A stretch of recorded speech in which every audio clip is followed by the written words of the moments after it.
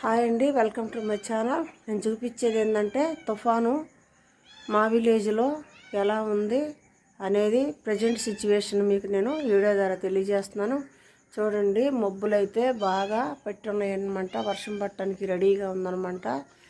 అయితే పెద్దగా గాళ్ళు లేవు, తక్కువ గాళ్ళు ఉన్నాయి అన్నమాట. కానీ మబ్బు అయితే మాత్రం బాగా పట్టుంది.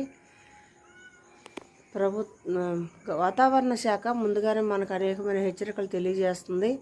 ఈ సైక్లోన్ ఎఫెక్ట్స్ ఎలా ఉంటాయి అనేది తీవ్రతను బట్టి తెలియజేస్తూనే ఉంది.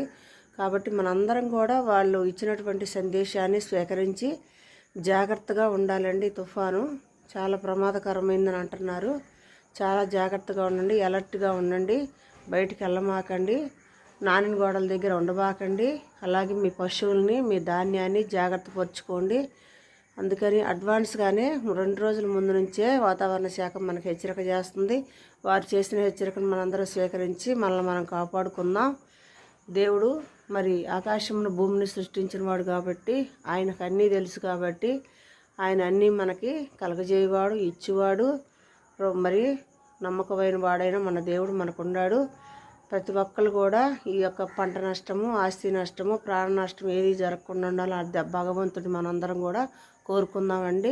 దేవుడు మంచి వాతావరణం మనకు అనుగ్రహించాలని కూడా కోరుకుందాం. ప్రతి ఒక్కరు ప్రార్థన చేయండి.